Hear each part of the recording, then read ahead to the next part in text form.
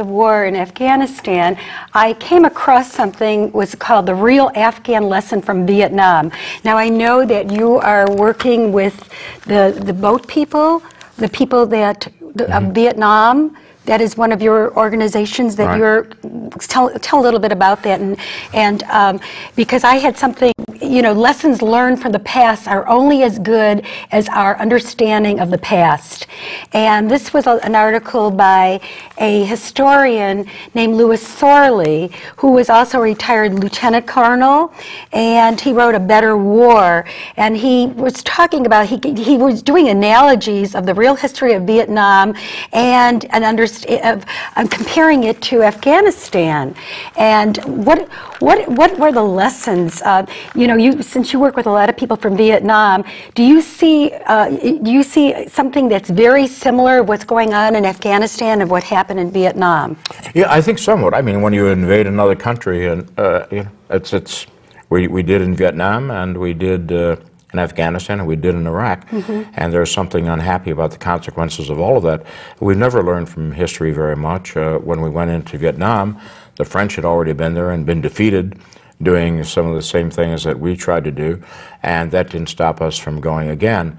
So it becomes a matter, I think, of embarrassment as to how you pull out of these things, not a balance of power or anything serious long term, but a matter of personal embarrassment of who backs out, who backs down, and especially the horrible situation one is in, to explain to families who have lost members of their families in such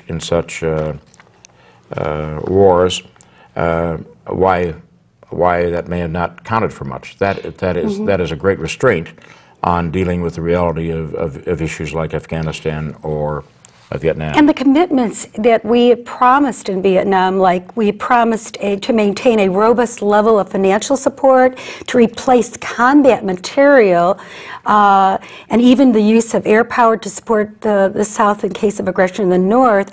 And the failure was doing the United States. We were tired of being there, and we failed them in many ways. And there's still combat material that is very dangerous for the people of Vietnam. Yeah, there is, and that's true in many parts of the world where we've left these things behind us, the mines and all the rest of it. So, what do you do exactly for these people? You know, what I started was a group called the American Refugee Committee, which is still going after some 30 years.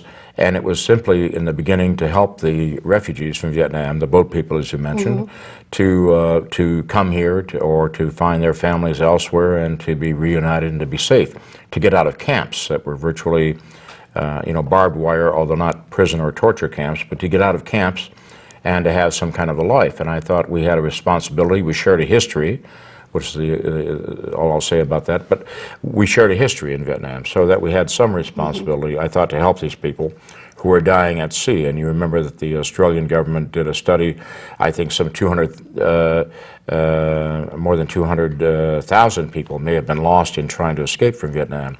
So so it was simple business of helping. And then the Cambodian outbreak, Pol Pot, the killing fields, all of that.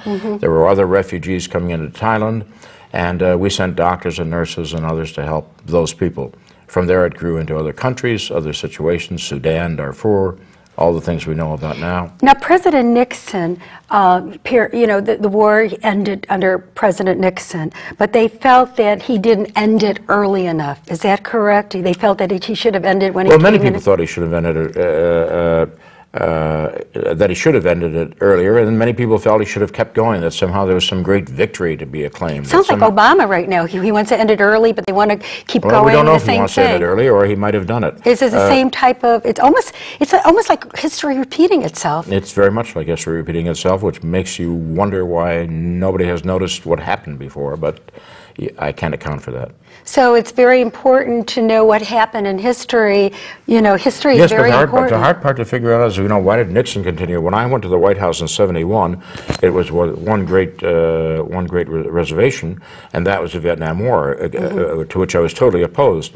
And John Scali, hired at the same time to work in international press relations, having that background at ABC, told me before I went to Washington, when I called him to ask, there's no question about where the administration is going. It's going out. The direction is out, and it's over. So only with that assurance from someone who knew very well did I go there in the first place. And yet it took months and months and months, and we had issues like the Cambodian bombing, the Christmas bombing, and that sort of thing. So yeah, why does it take so long? I suggest it's embarrassment and not knowing how to deal with reality, not being able to state what's really happening for all sorts of political fears. In other words, re-election, and what will the folks think? So that's only one guess. So do you think that re-election had something to do, you know, what I still don't understand about the break-in of the Democratic headquarters in the Watergate Hotel, the man would have won. Nixon would have won when, you know, especially during wartime, very rarely change presidents during wartime. And why would they need a break-in? What possibly could they be looking for? What would he have done, or or the other team? They had McGovern. I mean, that wasn't somebody. No, I agree with you. In fact, I was asked to write a paper saying what I would do if I were the opposition. I mean, now I'm inside the White House. Right. Write a paper. What would I do as the opposition? How would I try to win this election? I said, you've got it covered. You've got it. You know, you can't lose. As you remember, every state in the country carried for Nixon, except Massachusetts and the District of Columbia. And so the only caution I wanted to raise was don't do anything stupid, don't do anything tricky, don't do anything which would bring disgrace to the White House, having no clue that they might do something like Watergate. But that was my precaution. But what were they looking for? I mean, what were well, they looking for exactly? no one knows to this day. I met somebody who was involved in the Watergate on a plane many years after I was in the White House, and I asked him directly, and I won't say who it was, but he told me his interpretation, which was that they thought there would be evidence of the head of the committee having received a loan from Howard Hughes, a private loan from Howard Hughes, a famous industrialist. The Democrats got a private loan from Howard Hughes? That was the understanding. And what was that loan supposed to do? Well, it didn't matter to them. What mattered to them was that Nixon had got a loan from Howard Hughes, which caused him a great deal of embarrassment. Now it would be balanced, you see. They would. He got a loan, you got a loan. Oh, I see. So they knew that he got a loan. Right. They were looking if they got a loan. Yes. Okay. Now, if that was the truth or not, I don't know, because one never knows in Washington, and I don't know, but it was one assumption. But it was a stupid criminal act on the part of the Committee to Re-elect the President.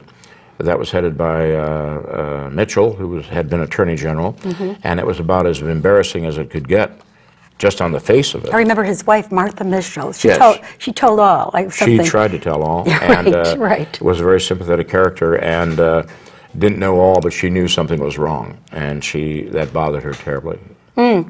So, how should he have handled it? I mean, if he did not know about it in advance, let's say they were supposedly on a fishing exhibition to see what they could find, and if he didn't know about it in advance and then he found out, how should he have handled it?